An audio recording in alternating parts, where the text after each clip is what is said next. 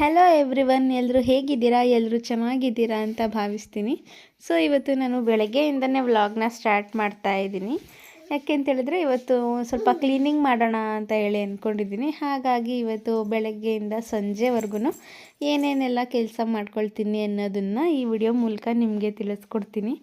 So ಫಸ್ಟಿಗೆ ಇವನಿಗೆ fresh up ಮಾಡಿಸ್ಬಿಟ್ಟು ತಿಂಡಿ ತಿನ್ನಿಸಿ ಸ್ವಲ್ಪ ಹೊತ್ತು ಆಟಾಡಿಸಿ ಮಲಗಿಸ್ಬಿಟ್ರೆ ನನ್ನ ಕೆಲಸ ಎಲ್ಲ ಮಾಡ್ಕೊಳ್ಬೋದು ಅಂತ ಹೇಳಿ ಇವನ್ನ ಸ್ನಾನ ಎಲ್ಲ ಮುಗಿಸ್ಕೊಂಡು ಇವಾಗ ಇವನ್ನ ರೆಡಿ ಮಾಡ್ತಾ ಇದ್ದೀನಿ. ಅಲ್ಲಿ ನೋಡಲಿ, ಹಾಯ್ ಬಿಡು.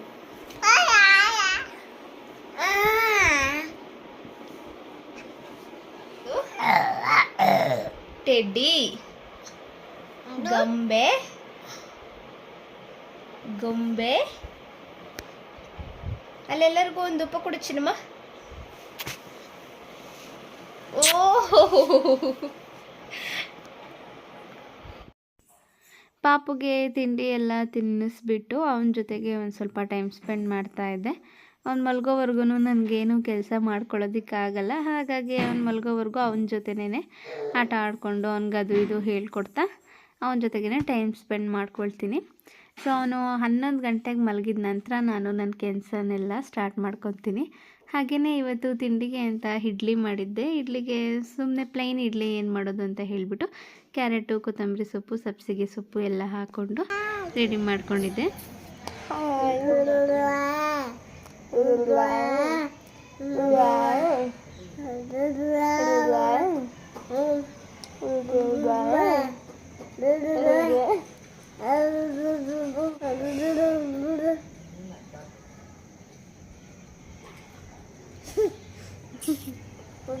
ನಾರ್ಮಲಾಗಿ ನಾನು 15 ಡೇಸ್ಗೆ ಒಂದು ಸಲ ಎಲ್ಲ ನೀಟಾಗಿ ಕ್ಲೀನ್ ಮಾಡ್ಕೊಂಡು ಬಿಡ್ತೀನಿ.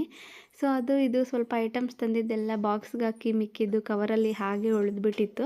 ಸೊ ಅದನ್ನೆಲ್ಲ ಮತ್ತೆ ಬಾಕ್ಸ್ಗೆ ಫುಲ್ಲು ತುಂಬ್ಕೊಂಬಿಟ್ಟು ಈಗ ಅದನ್ನೆಲ್ಲ ನೀಟಾಗಿ ಕವರ್ನೆಲ್ಲ ಎತ್ತಿಕ್ಕೆ ಬಿಡೋಣ, ತುಂಬ ಮೆಸ್ಸಿಯಾಗಿ ಕಾಣುತ್ತೆ ಅಂಥೇಳಿ ಈ ಎಲ್ಲನೂ ನೀಟಾಗಿ ಆರ್ಗನೈಸ್ ಮಾಡ್ಕೊಳ್ತಾ ಇದ್ದೀನಿ. ನೀಟಾಗಿ ಒಂದೊಂದು ಬಾಕ್ಸ್ಗೆ ಹಾಕ್ಕೊಂಡು ಇಟ್ಕೊಳ್ತಾ ಇದ್ದೀನಿ. ಎಷ್ಟೇ ನೀಟಾಗಿ ಕ್ಲೀನ್ ಮಾಡಿಕೊಂಡ್ರೂ ಒಂದು ವೀಕ್ ಅಷ್ಟೊತ್ತಿಗೆ ಮತ್ತೆ ಫುಲ್ ಹಾಗೆ ಆಗಿಬಿಟ್ಟಿರುತ್ತೆ. ಕೆಲವೊಂದು ಐಟಮ್ಸ್ ಖಾಲಿ ಆಗ್ತಾನೇ ಇರುತ್ತೆ, ನಾವು ಅದನ್ನು ತರಿಸ್ಕೊಳ್ತಾನೆ ಇರ್ತೀವಿ. ಅರ್ಧ ಬಾಕ್ಸ್ಗೆ ಹಾಕ್ತೀವಿ, ಫುಲ್ ತುಂಬೋಗ್ಬಿಡುತ್ತೆ ಬಾಕ್ಸು ಅಂತ ಹೇಳ್ಬಿಟ್ಟು ಇನ್ನು ಅರ್ಧ ಕವರ್ ಕಟ್ಟಿ ಅಲ್ಲೇ ಇಟ್ಬಿಡ್ತೀವಿ. ಅದೆಲ್ಲ ಸ್ವಲ್ಪ ಗಲೀಜಾಗಿ ಕಾಣ್ತಾ ಇರುತ್ತೆ. ಒಂದು ದೊಡ್ಡ ಬಾಕ್ಸ್ ತುಂಬ ಹಾಗೆ ತುಂಬಿ ಇಟ್ಬಿಟ್ಟಿದ್ದೆ.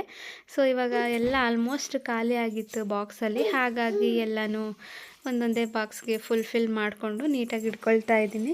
ಇನ್ನು ಕೆಲವೊಂದು ಕಾಳುಗಳನ್ನೆಲ್ಲ ಹುಳ ಆಗಿಬಿಡುತ್ತೆ ಅಂತ ಹೇಳಿ ಅವನ್ನೆಲ್ಲ ನಾನು ಫ್ರಿಜ್ಜಲ್ಲಿ ಇಟ್ಕೊಳ್ತೀನಿ. ಇಲ್ಲಿ ಒಂದು ಸ್ವಲ್ಪ ಐಟಮ್ಸ್ನ ಮಾತ್ರ ಇಟ್ಕೊಂಡಿದ್ದೀನಿ. ರೆಗ್ಯುಲರಾಗಿ ಏನೇನು ನಾನು ಯೂಸ್ ಮಾಡ್ತೀನೋ ಬೇಗ ಖಾಲಿ ಆಗುವಂತಹ ಐಟಮ್ಸ್ನ ಮಾತ್ರ ನಾನಿಲ್ಲಿ ಇಟ್ಕೊಳ್ತಾ ಇದ್ದೀನಿ. ಹಾಗೆಯೇ ಪ್ಲಾಸ್ಟಿಕ್ ಬಾಕ್ಸಸ್ ಎಲ್ಲ ಏನಿದೆಯೋ ಅದನ್ನು ಫುಲ್ಲು ಲಾಸ್ಟ್ ಲೈನ್ಗೆ ಜೋಡಿಸ್ಕೊಂಬಿಟ್ಟು ಅದ್ರ ನೆಕ್ಸ್ಟ್ ಲೈನಲ್ಲಿ ನಾನು ಗ್ಲಾಸ್ ಬಾಟಲ್ಸು ಮತ್ತು ಸೆರಾಮಿಕ್ಸ್ ಜಾರ್ಗಳನ್ನು ಇಟ್ಕೊಳ್ತೀನಿ. ಯಾಕೆಂದರೆ ಅದೊಂದು ಸ್ವಲ್ಪ ಕೈ ತಪ್ಪಿಬಿಟ್ರೆ ಹೊಡೆದೋಗ್ಬಿಡುತ್ತೆ ಅಂತ ಹೇಳ್ಬಿಟ್ಟು ಅದನ್ನು ಸ್ವಲ್ಪ ಮುಂದೆ ಇಟ್ಕೊಳ್ತೀನಿ. ಪ್ಲಾಸ್ಟಿಕ್ ಐಟಮ್ಸ್ನೆಲ್ಲ ಹಿಂದೆ ಇಟ್ಕೊಳ್ತೀನಿ. ಯಾವಾಗಲೂ ಕ್ಲೀನ್ ಮಾಡ್ಕೊಳ್ಳೋದ್ರಿಂದ ತುಂಬ ಹೊತ್ತೇನು ಹಿಡಿಲಿಲ್ಲ.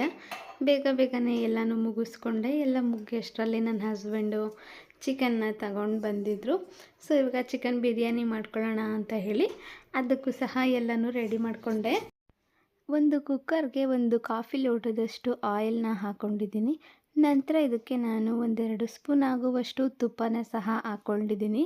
ಒಗ್ಗರಣೆಗೆ ತುಪ್ಪ ಇದ್ದರೆ ಚೆನ್ನಾಗಿರುತ್ತೆ ಅಂತ ಹೇಳಿ ನಾನು ತುಪ್ಪನ ಹಾಕ್ಕೊಳ್ತೀನಿ. ನಂತರ ನಾನು ಇದಕ್ಕೆ ನಮ್ಮ ಹತ್ರ ಯಾವ್ಯಾವ ತರಹದ ಸ್ಪೈಸಸ್ ಇದೆಯೋ ಅದಷ್ಟು ಎಣ್ಣೆ ಕಾಯಿದ ನಂತರ ಇದನ್ನು ಎಣ್ಣೆಗೆ ಹಾಕ್ಕೊಂಡು ಫ್ರೈ ಮಾಡ್ಕೊಳ್ತೀನಿ. ಇದನ್ನೆಲ್ಲ 1 ನಿಮಿಷ ಎಣ್ಣೆಯಲ್ಲಿ ಫ್ರೈ ಮಾಡ್ಕೊಂಡಿದ ನಂತರ ನಾನು ಇದಕ್ಕೆ 1 ಹಿಡಿ ಪುದೀನ ಸೊಪ್ಪನ್ನು ಒಗ್ಗರಣೆಗೆ ಹಾಕ್ಕೊಳ್ತಾ ಇದ್ದೀನಿ.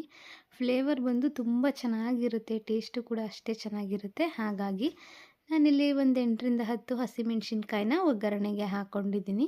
ಹಾಗೆಯೇ ನಾನು ಇಲ್ಲಿ 5-6 ಈರುಳ್ಳಿನ ಸಣ್ಣದಾಗಿ ಉದ್ದುದಾಗಿ ಕಟ್ ಮಾಡಿ ಇಟ್ಕೊಂಡು ಅದನ್ನು ಸಹ ಒಗ್ಗರಣೆ ಮಾಡ್ಕೊಳ್ತಾ ಇದ್ದೀನಿ. ಚೆನ್ನಾಗಿ ಒಂದು ಹಳದಿ ಕಲರ್ ಬರೋವರೆಗೂ ಈರುಳ್ಳಿನ ಚೆನ್ನಾಗಿ ಫ್ರೈ ಮಾಡ್ಕೊಳ್ಬೇಕು. ನಂತರ ನಾನು ಇಲ್ಲಿ ಮನೆಯಲ್ಲೇ ಮಾಡಿಟ್ಕೊಂಡಿರುವಂತಹ ಶುಂಠಿ ಬೆಳ್ಳುಳ್ಳಿ ಪೇಸ್ಟ್ನು ಸಹ ಹಾಕಿ ಚೆನ್ನಾಗಿ ಹಸಿ ಸ್ಮೆಲ್ ಹೋಗೋವರೆಗೂ ಒಂದು 5 ನಿಮಿಷ ಬಾಡಿಸ್ಕೊಳ್ತೀನಿ. ಯಾಕೆ ಅಂದರೆ ಆವಾಗ ಸ್ಮೆಲ್ ಹೋದರೆ ತುಂಬ ಚೆನ್ನಾಗಿರುತ್ತೆ ಅಂತ ಹೇಳಿಬಿಟ್ಟು ಇದಕ್ಕೆ ನಾನು ಒಂದು 2 ಕೆ ಜಿಯಷ್ಟು ಚಿಕನ್ನ ಹಾಕ್ಕೊಳ್ತಾ ಇದ್ದೀನಿ.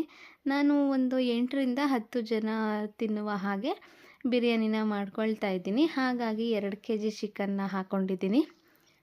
ನಂತರ ನಾನು ಇದನ್ನು ನೀಟಾಗಿ ನಾನು ಹಾಕ್ಕೊಂಡಿರುವಂತಹ ಮಸಾಲೆಗೆ ಚೆನ್ನಾಗಿ ಮಿಕ್ಸ್ ಮಾಡ್ಕೊಳ್ತಾ ಇದ್ದೀನಿ. ಇದಕ್ಕೆ ನಾನು ಒಂದು 2 ಸ್ಪೂನಷ್ಟು ಉಪ್ಪನ್ನ ಸೇರಿಸ್ಕೊಳ್ತಾ ಇದ್ದೀನಿ. 2 ಸ್ಪೂನ್ ಸಾಕು, ಜಾಸ್ತಿ ಹಾಕ್ಕೊಂಡ್ರೆ ಆಮೇಲೆ ಉಪ್ಪುಪ್ಪಾಗ್ಬಿಡುತ್ತೆ ಅಂತ ಹೇಳಿ. ಟೊಮ್ಯಾಟೋನ ನಾನು ಶುಂಠಿ ಬೆಳ್ಳುಳ್ಳಿ ಪೇಸ್ಟ್ ಹಾಕಿದ್ಮೇಲೆ ಹಾಕ್ಕೊಳ್ಬೇಕಿತ್ತು, ನಾನು ಮರೆತುಬಿಟ್ಟೆ. ಹಾಗಾಗಿ ಇದ್ರ ಮೇಲೆ ಹಾಕ್ಕೊಳ್ತಾ ಇದ್ದೀನಿ. ನಂತರ ನಾನು ಇದಕ್ಕೆ ಒಂದು ಅರ್ಧ ಟೇಬಲ್ ಸ್ಪೂನಷ್ಟು ಅರಿಶಿನ ಪುಡಿ, 2 ಚಮಚ ಗರಂ ಮಸಾಲ ಹಾಕ್ಕೊಂಡಿದ್ದೀನಿ. ಹಾಗೆಯೇ ಇದ್ರ ಜೊತೆಗೆ ನಾನು 2 ಪ್ಯಾಕೆಟಷ್ಟು ಬಿರಿಯಾನಿ ಪೌಡರ್ನ ಹಾಕ್ಕೊಳ್ತಾ ಇದ್ದೀನಿ. ಬಿರಿಯಾನಿ ಪೇಸ್ಟ್ ಇದ್ದರೆ ಇನ್ನೂ ಚೆನ್ನಾಗಿರುತ್ತೆ. ನನಗೆ ಇಲ್ಲಿ ಪೇಸ್ಟ್ ಸಿಗಲಿಲ್ಲ, ಹಾಗಾಗಿ ಬಿರಿಯಾನಿ ಪೌಡರ್ನ ಹಾಕ್ಕೊಂಡಿದ್ದೀನಿ.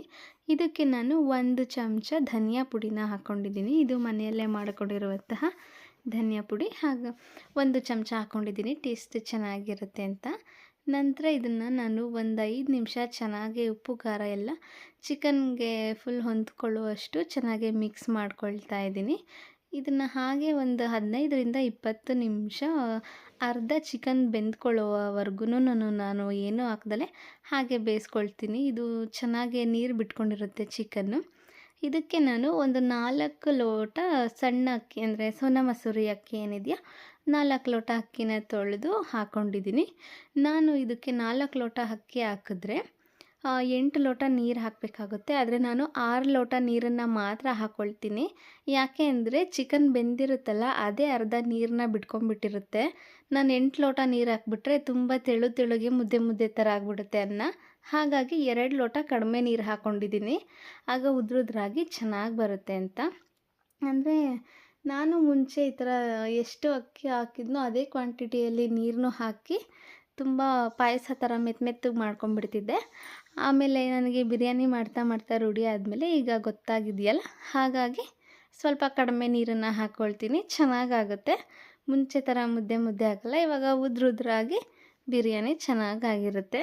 ಮತ್ತೊಮ್ಮೆ ಹೇಳ್ತಾ ಇದ್ದೀನಿ, 4 ಲೋಟ ಅಕ್ಕಿ ಹಾಕ್ಕೊಂಡಿದ್ದೀನಿ. ಅದಕ್ಕೆ ನಾನು 6 ಲೋಟ ಮಾತ್ರ ನೀರನ್ನು ಸೇರಿಸ್ಕೊಳ್ತಾ ಇದ್ದೀನಿ. ಅಕ್ಕಿ ನೀರು ಎರಡನ್ನೂ ಹಾಕ್ಕೊಂಡಿದ್ದ ನಂತರ ಚೆನ್ನಾಗಿ ಒಂದು 2 ನಿಮಿಷ ಅದನ್ನೆಲ್ಲ ಕೈಯಾಡಿಬಿಟ್ಟು ಇದಕ್ಕೆ ನಾನು ಕೊತ್ತಂಬರಿ ಸೊಪ್ಪನ್ನ ಚಿಕ್ಕದಾಗಿ ಕಟ್ ಮಾಡ್ಕೊಂಡು ಹಾಕ್ಕೊಳ್ತಾ ಇದ್ದೀನಿ. ನಿಮಗೆ ನಿಂಬೆಹಣ್ಣು ಬೇಕು ಅಂದರೆ ಹಾಕ್ಕೊಳ್ಬೋದು, ಆದರೆ ನನಗೆ ಇಲ್ಲಿ ನಿಂಬೆಹಣ್ಣು ಬೇಡ, ಇದೇ ಟೇಸ್ಟ್ ಚೆನ್ನಾಗಿರುತ್ತೆ. ಹಾಗಾಗಿ ನಿಂಬೆಹಣ್ಣನ್ನ ಸ್ಕಿಪ್ ಮಾಡ್ಕೊಳ್ತಾ ಇದ್ದೀನಿ. ನಿಮಗೆ ಬೇಕು ಅಂದರೆ ನೀವು ಅದನ್ನು ಆ್ಯಡ್ ಮಾಡ್ಕೊಳ್ಬಹುದು. ಈಗ ನಾನು ಇದು ಚೆನ್ನಾಗಿ ಕುದಿ ಬರೋವರೆಗೂ ಹಾಗೆ ಕುದಿಸ್ಕೊಳ್ತೀನಿ, ಲಿಡ್ನ ಕ್ಲೋಸ್ ಮಾಡಲ್ಲ. ಒಂದು 10ರಿಂದ 15 ನಿಮಿಷ ಈ ನೀರೆಲ್ಲ ಕುದಿಯುವಾಗ ನಾನು ಕುಕ್ಕರ್ ಲಿಡ್ನ ಕ್ಲೋಸ್ ಮಾಡಿ ಜಸ್ಟ್ ಒಂದೇ ಒಂದು ವಿಷಲ್ನ ಕೂಗಿಸ್ಕೊಳ್ತೀನಿ. ನೋಡಿ, ಅಕ್ಕಿ ಉದ್ರುದ್ರಾಗಿದೆ, ಚೆನ್ನಾಗಾಗಿದೆ. ನೀರು ಕೂಡ ಕಡಿಮೆ ಅಂತ ಏನು ಅನಿಸೋದಿಲ್ಲ. ಈಗ ಇದನ್ನು ಒಂದು ಸಲ ಚೆನ್ನಾಗಿ ಮೇಲೆ ಕೆಳಗೆಲ್ಲ ಕೈಯಾಡಿಬಿಟ್ಟು ಒಂದು 5 ನಿಮಿಷ ಲಿಡ್ನ ಕ್ಲೋಸ್ ಮಾಡಿಟ್ರೆ ಚೆನ್ನಾಗಿ ಹರಳ್ಕೊಂಡಿರುತ್ತೆ ಅನ್ನ.